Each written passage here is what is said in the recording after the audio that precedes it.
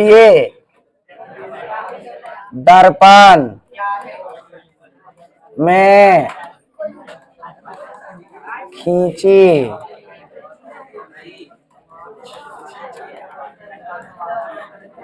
पहले पढ़ाया था कि गोलीय दर्पण क्या है। गोलीय दर्पण में जो विभिन्न बिंदु होते हैं उनके बारे में भी मैंने पढ़ा था, जैसे कि वक्रता केंद्र किसे कहते हैं, वक्रता त्रिज्या किसे कहते हैं, वक्रता त्रिज्या हाँ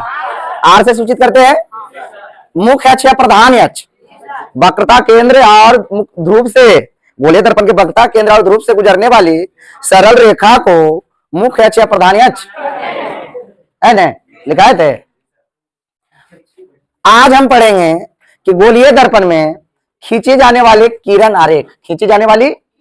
किरण आरेख, किरण आरेख की बनावट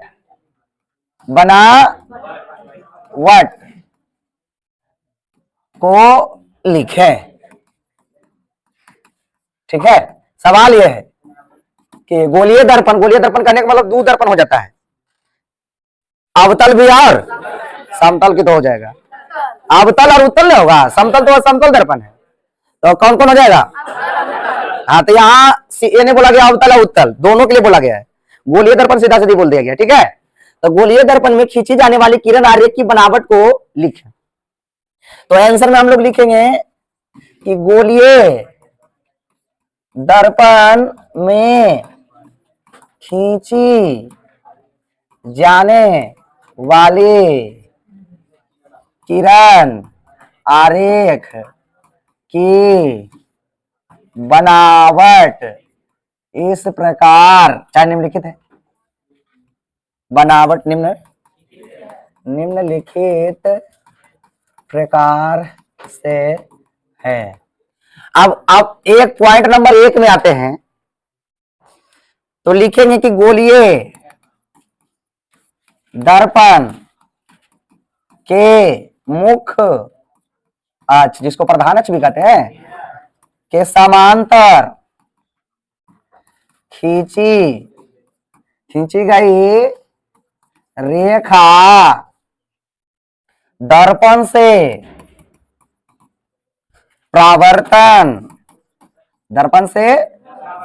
परावर्तन के पश्चात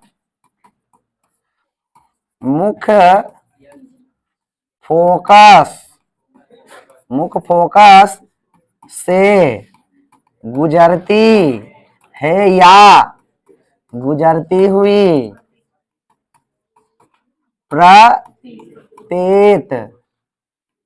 प्रतीत होती है। ये तो याद करने वाली बात हुआ। याद कैसे करेंगे, मुख्य अक्ष के समांतर आपतित प्रकाश की किरणें दर्पण से परावर्तन के पश्चात, गोलीय दर्पण में मुख्य अक्ष के समांतर आपतित प्रकाश की किरणें दर्पण से परावर्तन के पश्चात, परावर्तन तो होगा दर्पण से, मुख्य फोकस से होकर गुजरती है और दोनों दर्पण में। तो ये तो याद करने वाली बात हुआ। और यहाँ पे देखते वास्तविकता में क्या है। तो एक बनाते हैं क्या, एक यहाँ पे बनाते हैं अवतल दर्पण। ठीक है, और यहां पे बनाते हैं उत्तल दर्पण। ठीक है, और ये क्या हो गया, इसको रचित करना है, रचित तो करना ही पड़ेगा। अब देखिए क्या है, ए इसका केंद्र भी होगा, जिसको सी से संकेत द्वारा, अब मुख्य अक्ष के समांतर ये देखिए आपतित किरणें, मान लीजिए लगभग हल्का सा टेढ़ा हुआ है, तो मुख्य अक्ष के समांतर एक जा रहा है किरणें, ये दर्पण से जैसे टकराएगा तो टकराने के बाद लौटता है ना, और लौटने की घटना को क्या कहते हैं, प्रकाश का परावर्तन जब होगा ना, तो ये इस प्रकार से टकराकर जहां से टकराएगा वही क्या होगा। तो क्या बोले मुख्य, अभी क्या बोले, मुख्य अक्ष के समांतर, गोलीय दर्पण मुख्य अक्ष के समांतर, देखिए मुख्य अक्ष के आपतित मैंने जा रहा, अभी आपतित प्रकाश की किरणें दर्पण से टकराने के बाद, टकराने मैंने परावर्तन के बाद मुख्य फोकस से होकर गुजरती है, यही ना लिखा है। इसमें गुजरती है और इसमें गुजरती हुई, देखिए कैसे गुजरती प्रतीत होगी। यह देखिए, दिखा, ये मुख्य अक्ष के समांतर किरणें है, अच्छा दिख जाएगा, ये मुख्य अक्ष के, ये मुख्य अक्ष है, एक्स प्राइम, एक्स लिख दीजिए, एक्स प्राइम लिख दीजिए। तो सुनिए, ये मुख्य अक्ष है, यहाँ पे ध्रुव हो जाएगा इसका, जिसको क्या बोलते हैं आप, पी से सूचित करते हैं ना, और इसका ध्रुव यहाँ पे पी से। तब मुख्य अक्ष के समांतर आपतित प्रकाश की किरणें, आप देखिए इधर तो रंगा हुआ है ना, इधर क्या है, प्रकाश तो उधर जाएगा नहीं, टकराएगा इधर मारने, तो ये टकरा कर ऊपर जाता है इसे, ठीक है, ये टकराया यहाँ पे और यहाँ इधर चला गया, ठीक है, इधर चला गया, तो कहा अच्छा इसका केंद्र किधर रहेगा, टेढ़ा है उधर बार, वक्र है उधर, जिधर बार वक्र रहेगा उधर बार ना केंद्र होगा, तो केंद्र इसका इधर रहेगा, तो इसका केंद्र मान लिया जाए कि यहाँ पे होगा, इसका क्या होगा, केंद्र होगा, यहाँ पे इसका सी होगा, ठीक है, थोड़ा सा ऐसे खींचते हैं, तो इसका जो लग रहा है ना कि ऊपर बाहर जो जा रहा है ना, लग रहा कि ऐसे इधर से आ रहा है ना, ये लग रहा है कि जैसे पास गया होगा नहीं, तो ये क्या हो रहा है, तो क्या कहे, गुजरती है, गुजरती हुई, किसमें गुजरती है, अवतल में, उत्तल में गुजरती हुई प्रतीत होती है। इसे चित्र भी बनाना है, एक पॉइंट ये हुआ, चित्र के साथ बनाइए इसको। ए कह रहे हैं कि पहला पॉइंट था, पहला पॉइंट है कि गोलीय दर्पण के मुख अक्ष के समांतर खींची गई रेखा दर्पण से परावर्तन के पश्चात मुख फोकस से होकर गुजरती है, गुजरती हुई प्रतीत होती है। अब उल्टा इसका देखिए, इसमें क्या है, मुख अक्ष के समांतर जो है खींची गई रेखा परावर्तन के पश्चात मुख फोकस से नहीं गुजरती है, अब उल्टा मुख फोकस से होकर गुजरने वाली किरण दर्पण से परावर्तन के पश्चात मुख अक्ष के समांतर हो जाएगा, उल्टा हुआ, विलोम है, मुख अक्ष के समांतर आपतित किरण दर्पण से परावर्तन के पश्चात मुख फोकस से होकर गुजर रही है। अब मुख फोकस से होकर गुजरने वाली, देखिए यहाँ पे मुख फोकस से गुजर रही है, यहाँ पे मुख फोकस से होकर गुजर रही है, और दर्पण से जैसे टकरा इसका क्या कच्चर हो गया, समांतर नहीं हुआ। और यहाँ पे समांतर देखिए, यहाँ पे ऐसे लग रहा था मुख फोकस भी जा रहा है, लेकिन यहाँ टकराया दर्पण के क्या हो गए, समांतर। हाँ, तो यहाँ पे पी भी दे दिए, ठीक है, तो इसी को हमें लिखना अब की बार उल्टा विलोम है, तो देखिए याद भी हो जाएगा, इधर ध्यान रहना चाहिए। तो देखिए क्या कहेंगे, उल्टा है, कहेंगे गोलीय दर्पण में मुख्य फोकस, मुख फोकस से होकर गुजर, आप दिमाग में रखा कि विलोम है इसका, गुजर, मुख फोकस से होकर गुजरने वाली किरण क्या आ जाती है, दर्पण से, दर्पण से परावर्तन के पश्चात मुख्य अक्ष के समांतर हो जाती है, मुख अक्ष के समांतर हो जाती है। फिर से समझिए, गोलीय दर्पण के मुख फोकस से होकर गुजरने वाली किरण दर्पण से परावर्तन के पश्चात मुख अक्ष के समांतर हो जाती है। देखिए यहाँ पे, ये देखिए मुख फोकस से गुजर रहा है, मुख फोकस भी जो से खींचे, यहाँ देखिए इधर से मुख फोकस भी जो से खींचे हैं, और ये जैसे दर्पण में टकरा है मुख अक्ष के, देखिए समांतर गया, और इधर भी आइए, इधर वाला भी देखिए ऊपर से आ रहा है नीचे, तो लग रहा है कि मुख फोकस से है ना। अच्छा सुनिए, इधर समझाएंगे, इधर लग रहा है, और फिर जैसे ही टकराया फिर इधर बार हो गया, ये मुख अक्ष के क्या हो गया, ऊपर मुख फोकस भी जो दिखा रहा था कि लगभग काटते हुए, और मुख अक्ष के समांतर, ठीक है। यहाँ पे देखिए इधर वाला, ये लग रहा कि यहाँ जा रहा है, और यहाँ लग रहा कि मुख फोकस होगा यहाँ पे, आप और लेकिन उधर तो जाएगा ना, तो उधर तो अनुभव नहीं करते हैं, है ना, प्रतीत जैसा मन में होता है कि वहां जा रहा होगा, लेकिन ये मुख अक्ष के समांतर हो जाता है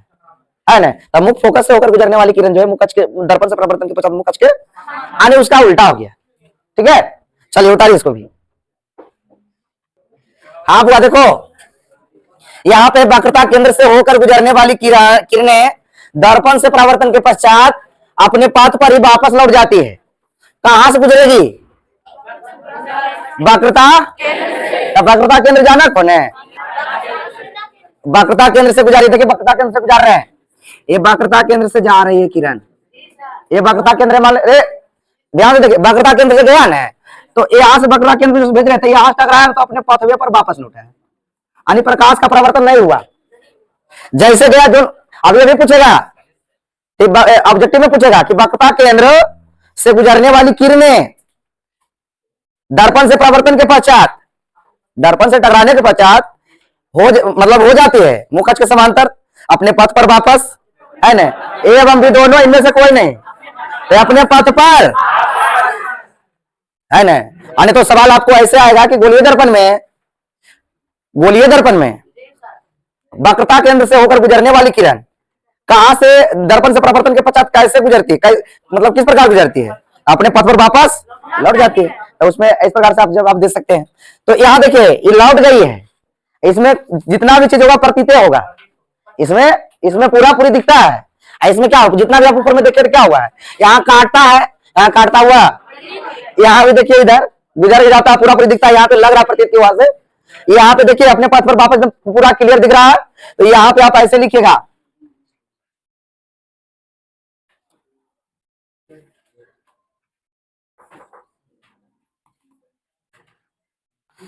डाउटेड लाइन दे देते हैं।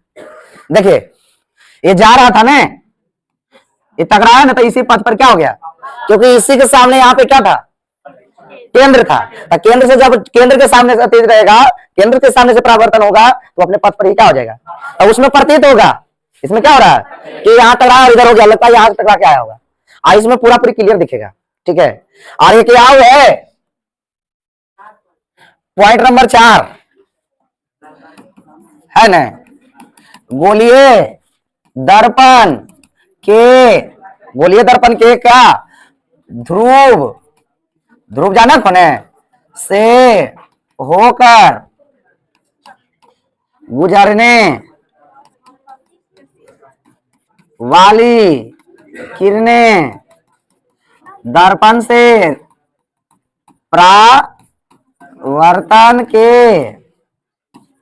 पश्चात प्रकाश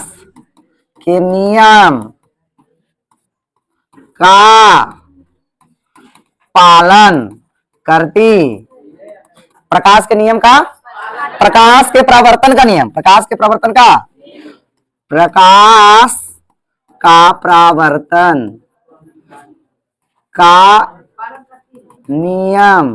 प्रकाश का परावर्तन का नियम का पालन करते हैं। तो प्रकाश के परावर्तन का नियम क्या है, 2 नियम है, एक आपतित किरण, परावर्तित किरण, और आपतित किरण, परावर्तित किरण और आपतन बिंदु पर डाला गया, तीनों एक ही तल में, और आपतन कोण का मान हमेशा, तो देखिए कैसे प्रकाश के दूसरा का नियम जो है ना, वही वाला के नियम का पालन करती है। देखिए 2 को दर्पण पहले बनाइए, थोड़ा सा टेढ़ा मेढ़ा भी बन सकता है, यहाँ पे ए ले लेते, एक दर्पण हो गया आपका, कौन सा दर्पण हुआ ये, यहाँ पे पी इसका रहेगा ध्रुव, तो ध्रुव से कहां से गुजरने के पश्चात, गोलीय दर्पण के ध्रुव से होकर गुजरना, तो ध्रुव से गुजर ऐसे, यहाँ पे गया ना, तो ये यहां से टकराएगा और ऐसे लौटेगा, तो यहाँ पे यही होगा ना, तो यहाँ पे मतलब जितना कोण ऊपर में बनाया है उतने कोण नीचे बनाएगा, आपतन कोण बराबर, ठीक है। और इसी प्रकार यहाँ पे भी आप बना सकते हैं।